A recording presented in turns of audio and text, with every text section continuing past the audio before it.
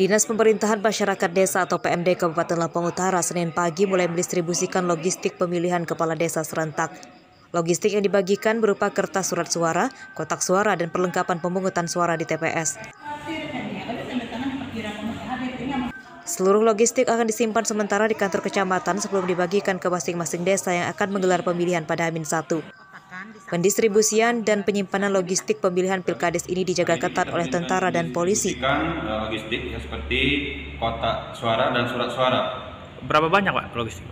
Kalau kotak suara kan yang ditanggung kabupaten kan hanya satu, jadi 141 kotak. Kemudian surat suaranya sesuai dengan DPT ya 237.880. Oke. Selanjutnya prosesnya seperti apa Pak?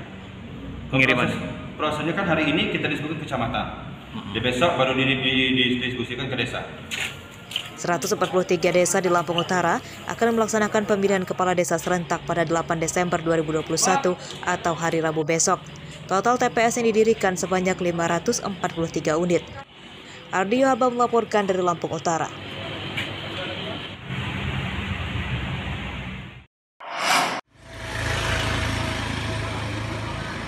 Upaya negosiasi merelokasi pedagang kaki lima di Jalan Bukit Tinggi, Tanjung Karang Pusat, Bandar Lampung oleh pemerintah Kota Bandar Lampung menemui jalan buntu. Para pedagang tetap menolak dipindahkan berjualan ke lantai 2 dan 3 Pasar Bambu Kuning sebab berjualan di sana diakui mereka sepi pembeli. Negosiasi Pemkot Bandar Lampung telah dilakukan dengan berbagai cara, mulai menggelar rapat bersama hingga membebaskan biaya sewa toko bagi pedagang selama 3 bulan. Namun negosiasi tersebut tetap gagal.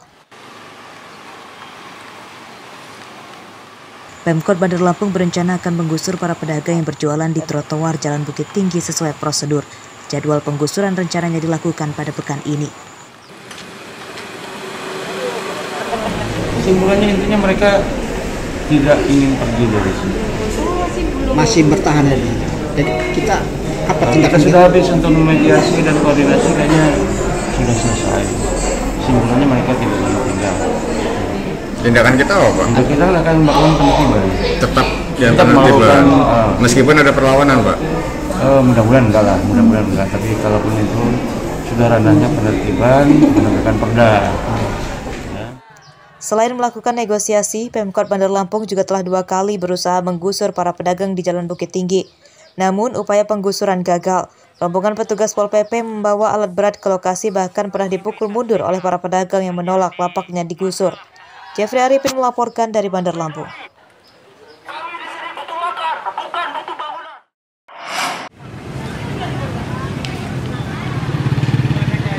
Pemerintah Kota Bandar Lampung Senin siang menjamin stok pangan tersedia melimpah sampai akhir tahun 2021. Hal ini dikatakan oleh Kepala Dinas Ketahanan Pangan Bandar Lampung, I.K. Dek Sumarta, pada Senin siang di kantornya.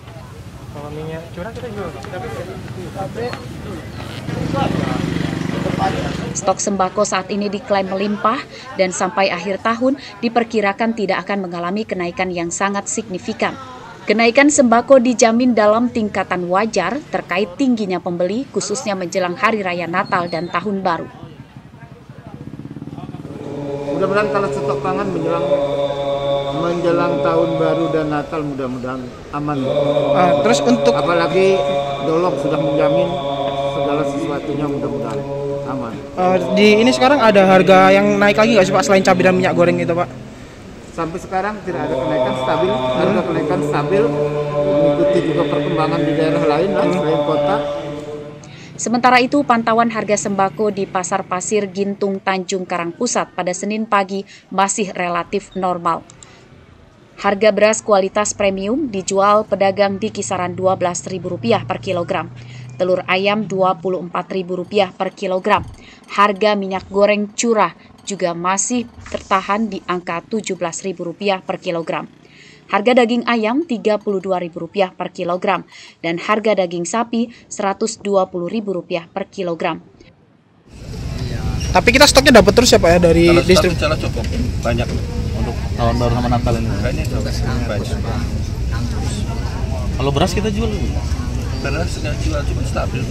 Stabil harganya. Nggak ada yang naik. Berarti nggak ada kenaikan ondel minyak aja. Minyak aja. Lainnya nggak ada. Kenapa gitu Pak kalau begitu? Kurang tahu. Biasanya memang kayak gitu sampai. Para pedagang di Pasar Pasir Gintung Tanjung Karang Pusat berharap harga sembako dan daging menjelang Natal dan Tahun Baru tetap stabil. Sebab jika harganya tidak stabil atau naik turun, maka akan terdampak pada ruginya berdagang. Jeffrey Arifin melaporkan dari Bandar Lampung.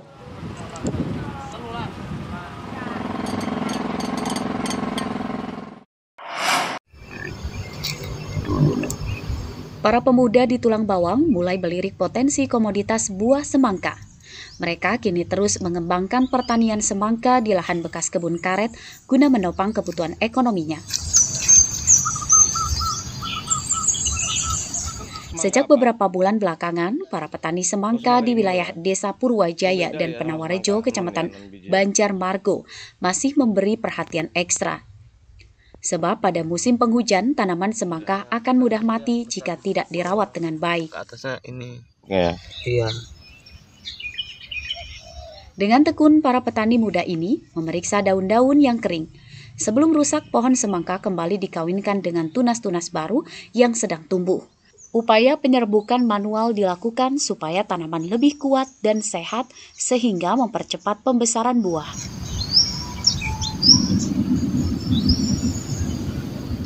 Salah satu petani muda bernama Dendi Agustin, warga Desa Purwajaya mengatakan, ia setiap hari selalu memeriksa kebun semangka miliknya yang luasnya sekitar 3 hektar.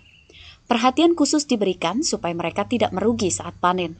Ya kendalanya banyak ya Mas, biasanya ya kena penyakit, ini hama itu, cebuk, seperti cebuk itu. Oh, jadi batangnya itu ya, kecil ya? Iya, batangnya dia nggak mau ini, berkembangnya agak ini terlambat. Ya harapannya bisa ini tanamannya bisa bagus, normal, terus hasilnya juga memuaskan, juga ya harganya juga mendukung. Para petani mengaku sempat mengalami penurunan hasil panen karena kerusakan pohon hingga buah semangka yang dipicu terlambatnya penanganan serangan hama penyakit.